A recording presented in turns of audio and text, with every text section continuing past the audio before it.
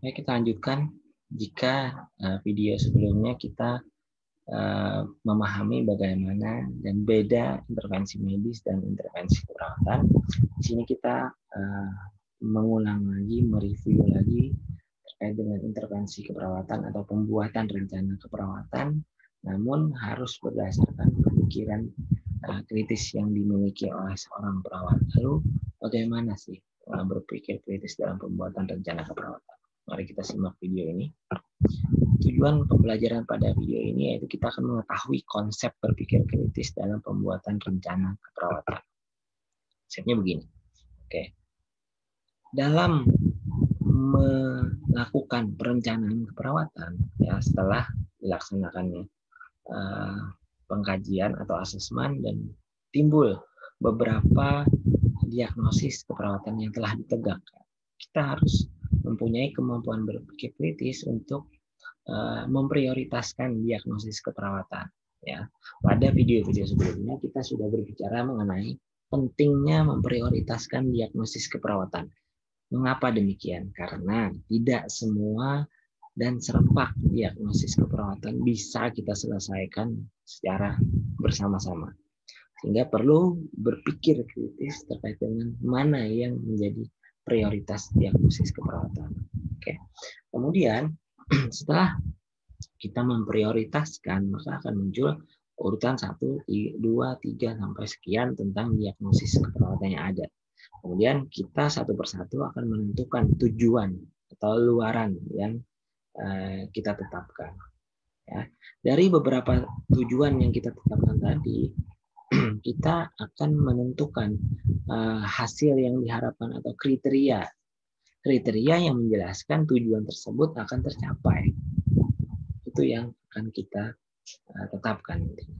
Kemudian setelah kita menentukan hasil yang diharapkan berdasarkan tujuan yang kita tentukan tadi, kita mulai memilih intervensi keperawatan yang mana yang harus kita ambil adalah yang bersesuaian dan yang akan menyelesaikan masalah pasien. Ya. Luaran yang ditetapkan itu harus berdasarkan hasil asesmen dan penegakan diagnosis perawatan. Kemudian intervensi yang kita pilih itu harus menjadi jawaban dari hasil yang diharapkan kita tadi. Artinya dengan intervensi keperawatan yang bagus, tepat, harusnya hasil yang diharapkan itu terjadi atau luaran keperawatan itu terjadi. Ya, jika luaran yang diharapkan itu mencapai tujuan yang baik atau yang sesuai harapan kita, maka dapat dikatakan intervensi yang kita ambil atau kita pilih itu bagus atau tepat. Ya. Nanti jika tidak memunculkan hasil yang kita harapkan melalui intervensi keperawatan yang kita jalankan, nanti di tahap evaluasi akan dilakukan pengamatan kembali apakah intervensi yang sudah dipilih ini sesuai atau tidak.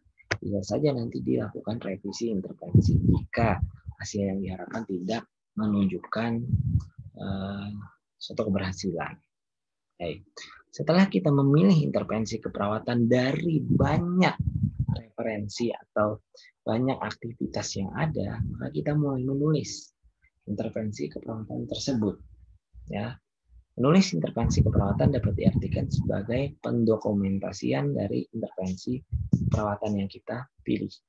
Karena kita tahu sendiri intervensi keperawatan itu banyak secara label atau aktivitasnya, sehingga kita harus memilih satu di antara banyak intervensi keperawatan yang berfokus pada diagnosis prioritas tadi. Oke. Setelah menulis intervensi keperawatan, nanti kita akan siap melakukan implementasi asuhan keperawatan. Baik, demikian video pembelajaran terkait dengan berpikir kritis dalam memilih rencana perawatan pada pasien. Semoga video ini bermanfaat. Sampai ketemu lagi di video berikutnya.